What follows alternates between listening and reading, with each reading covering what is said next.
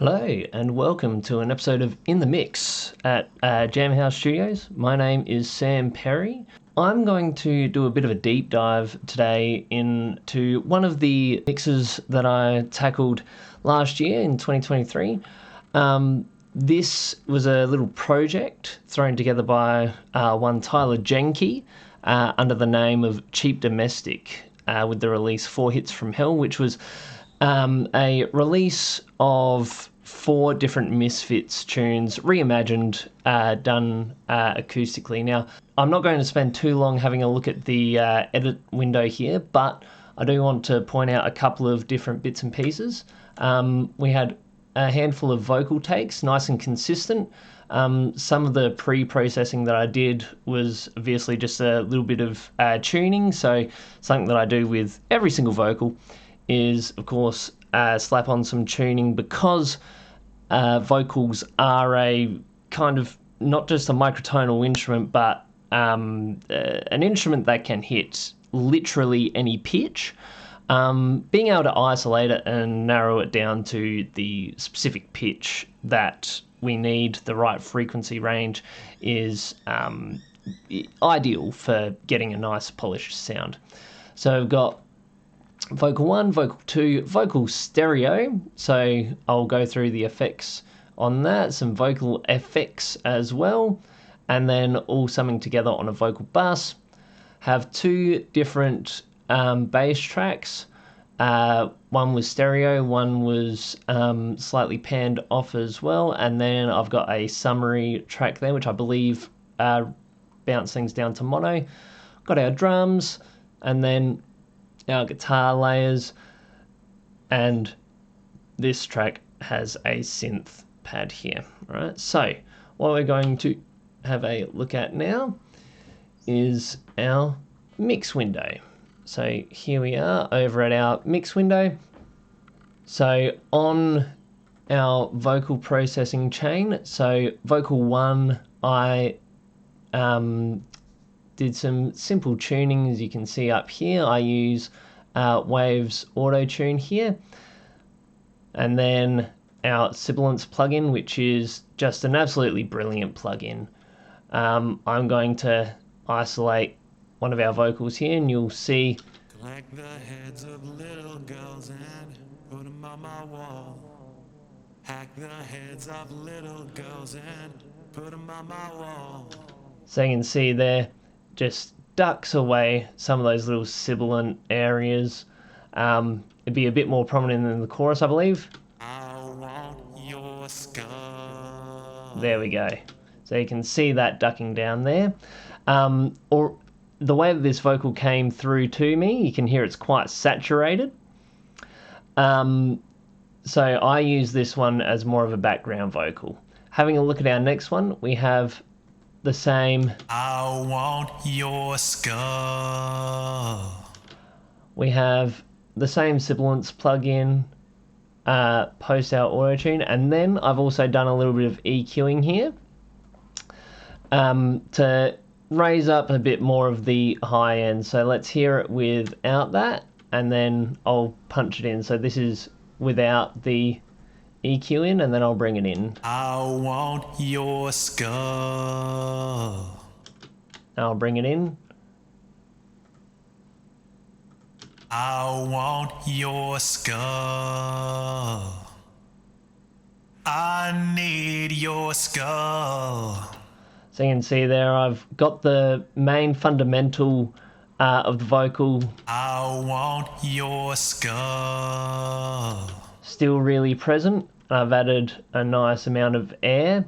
Now the obviously maintain the mid-range, duck down some of those low mids around here. I want your skull. So I need your skull. So it makes it sound a little bit more exciting, pops it out on top of the mix a little bit more. All right. Then we have our extra vocal layers for our stereo effects and those bits and pieces. So on this one here, on our vocal stereo layer, I'm using our ADT, which is our what's it called? Artificial double tracker or automatic double tracker? I think it's artificial double tracker. This is modelled off of the tape machines and such that the Beatles used. So yeah, rendering, or not rendering, but essentially sending a signal out of one tape machine into another and then varying the speed of that one as it sends back in. This one has a few more bells and whistles, of course, so you can see I've got the double tracking happening over here. I've turned the source vocal right the way down because that's our main vocal, right? So that track already exists. So I just wanted the double tracked vocals on this one. I want your skull. Okay. Then on our next one, I've got a bunch of different effects that I believe are completely wet. Yeah, completely wet. A nice ping pong delay. So completely wet. So the original vocal, once again, doesn't come through the output of this channel. What else have we got? I've got my CLA effects, which is some extra bit of drive, a little bit of filtering, and then I also had some stereo bits and pieces going on here. So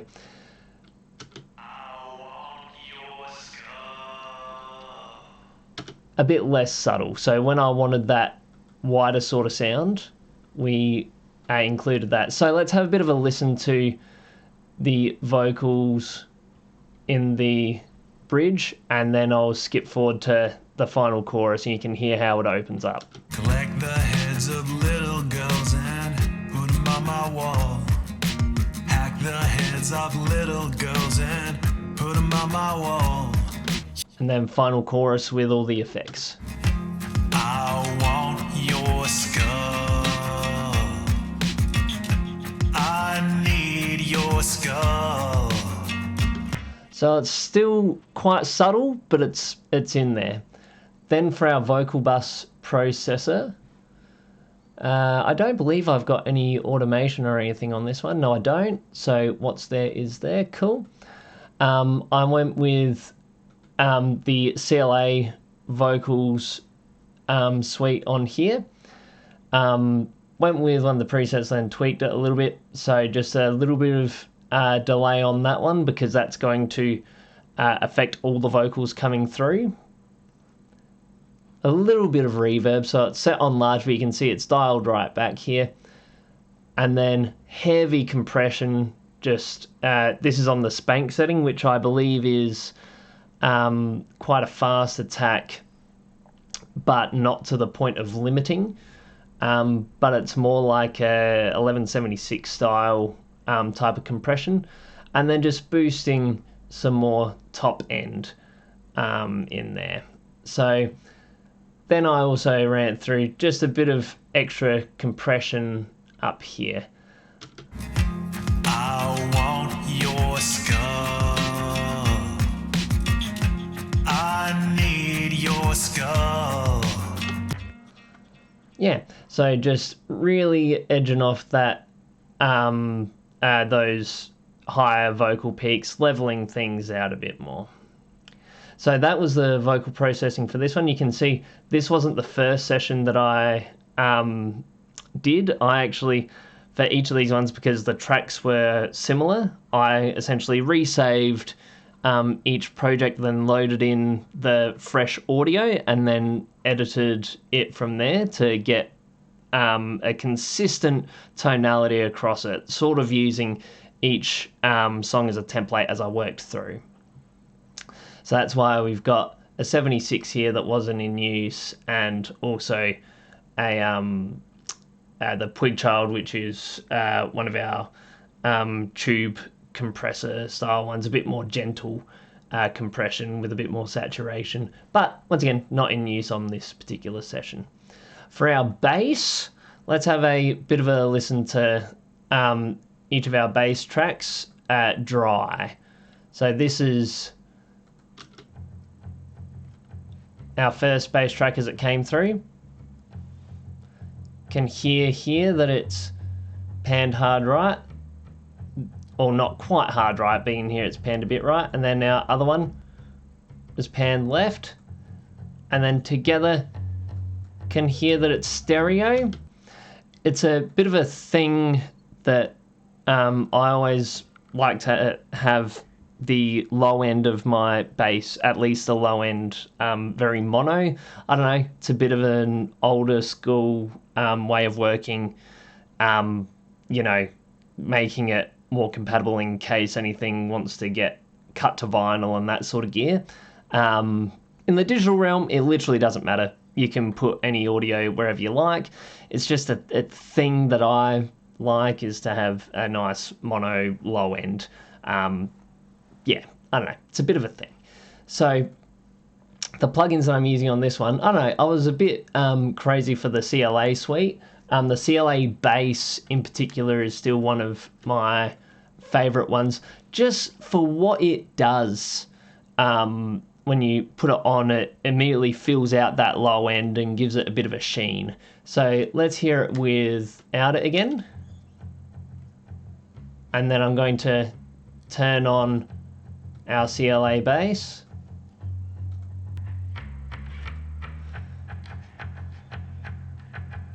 Can hear that low end just fill out.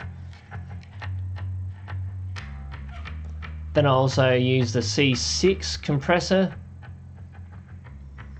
Some adjustments off of one of the presets to tame that high end, because you can hear without it, the high end was quite pronounced. I wanted to maintain some of that low end, some of that high end, but reduce some of the attack. Then I brought in a couple of EQs to roll off some of the really low end sub side of things, and tame one of the fundamentals there, give it a bit more roundness in our low mids around the, what was it, 200, 300? Yeah, 200 range. So without the effects, and then with the effects.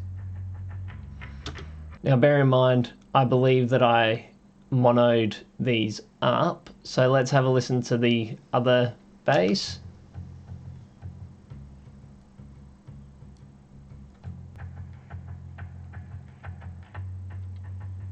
Can hear the high end and the low end really fills out, makes it a bit less boxy. Now both of those are obviously sending to the bus. There we go. Where I'm riding the compressor left and right to try and keep at, this is one of the rare times that I have have my compressor set to left and right but have identical settings. That's so that it keeps our left and right levels a bit more accurate, a bit more similar to each other, a bit more consistent. Maintaining those same settings left and right, but obviously they'll trigger differently depending on the signal, right? So you can see here that our needles are moving differently, and our metering here is a bit more consistent. So we still get a bit of that stereo imaging. Still get a bit more of that stereo imaging. Then EQing, just shaping the overall bass tone. Can see here we get some noise through. Now that's because of the emulations that I'm using. I believe it's from the CLA bass plugin here, as well as the Puigchild 670 based off of the Fairchild 670, so really iconic compressor, that one. yeah, really quick release. This one's known for not having necessarily a fast attack, but a pretty smooth one. I don't know why I didn't mono things up a little bit more. Maybe it's because I knew it was just going to be a digital release and I was quite content with how it was sounding. I wanted it to have quite an atmospheric tone overall, this release, because it is quite stripped back, and I prefer to lean into the more atmospheric sort of sounds for more stripped back acoustic-ish releases. Now the drums, I did some different bits and pieces here, so let's listen to it raw.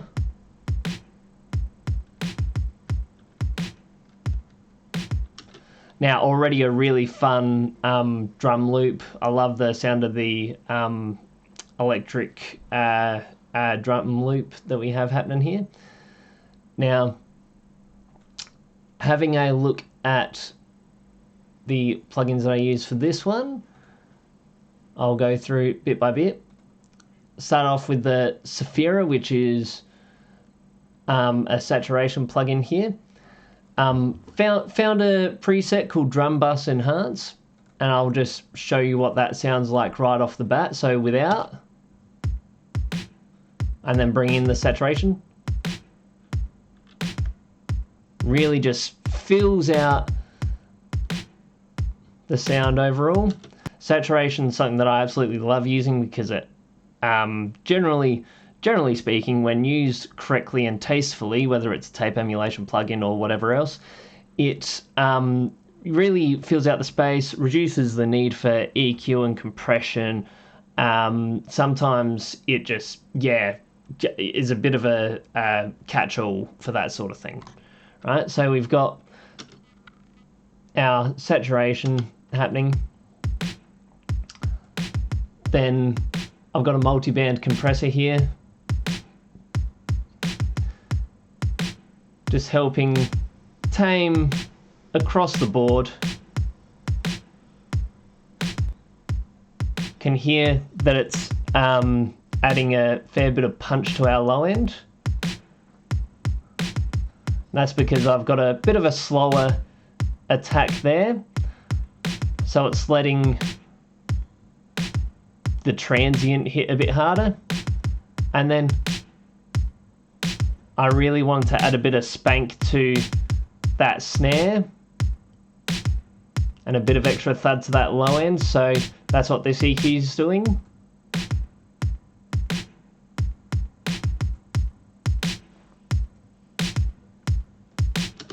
So that was our drum processing, and then we've got a handful of guitar channels, all of which, what do we got here?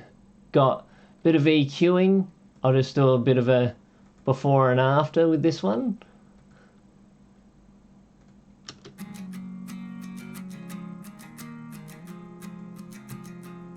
So no processing.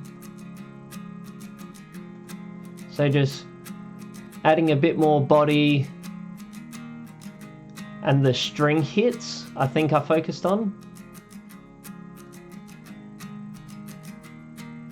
And then just some compression to tame everything down to be able to make it a bit more workable.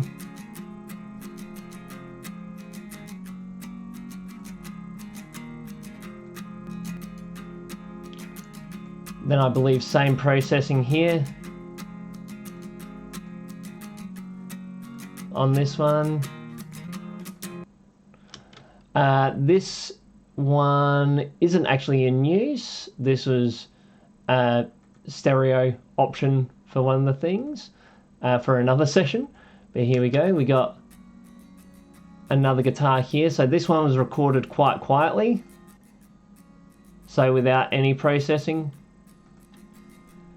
And then with the processing, so this is actually an expander, not necessarily a compressor. So this one brings up our low level information without necessarily bringing down our high level info.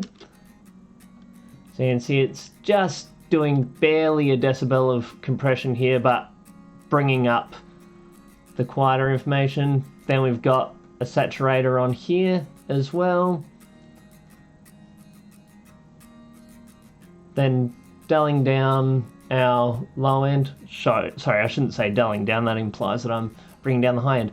Bring down some of the low end there. And then some more compression here of our high end. So ducking and then just riding that low end to try and keep it nice and smooth and even. So I'll just do our 1 by 1 bring in again. So without any processing, very raw.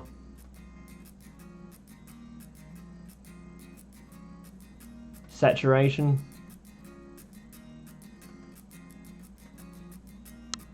EQ. Multi-band compression.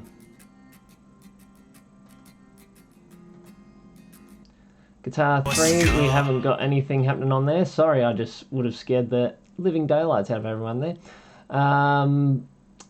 Guitar 3.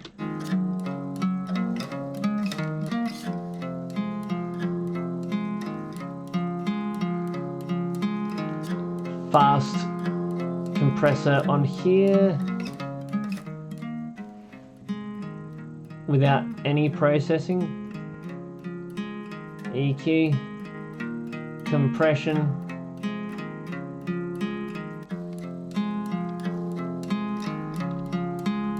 bit of extra EQ in that top end to sort of make it poke out on top of everything else,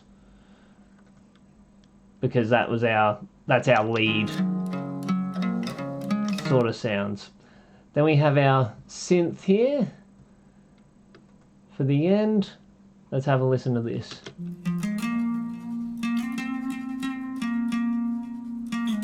Oh, sorry. The track's labelled synth. It's actually one of our main lead guitars. I put it on the synth channel because I was like, oh yeah, this is leady. This is our lead. So having a look here, I did a handful of processing, so without any processing. So you can hear some effects were already on. There's some delay there.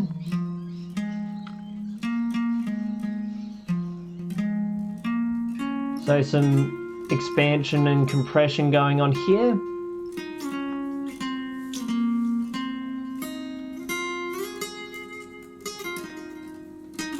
Saturation.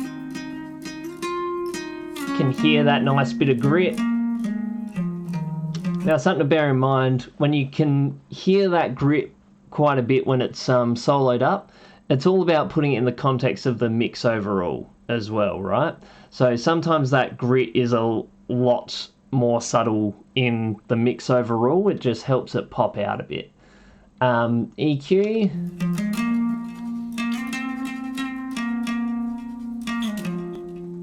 Multi-band compression.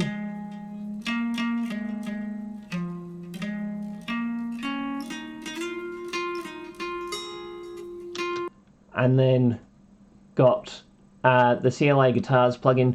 Not doing a lot here. Our reamp isn't on. I haven't used reamp for any of this, but I've just got a little bit of an extra treble boost here and a tiny bit of extra delay.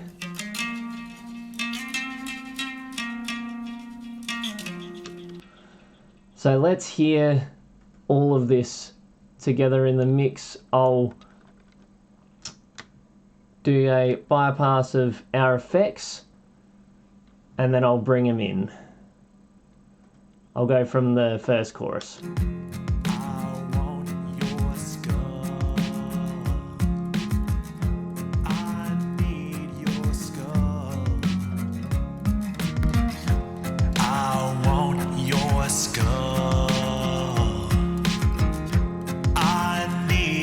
Skull,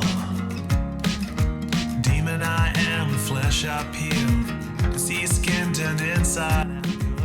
Gotta have you on my wall. Gotta have you on my wall, 'cause I want your skull. So all of these mixing decisions, you can see there's quite a few probably unorthodox or unconventional decisions for the processing there. But for me, it's all about just carving out the end sound and the end result, right? You want the song overall to sound full, nice and bright, nice and thuddy, and you want to serve the song in the best way possible. So thanks, Tyler, for letting me work on your tune. If you want to see more bits and pieces like this, let me know down below. But thanks for watching. I'll catch you in the next one.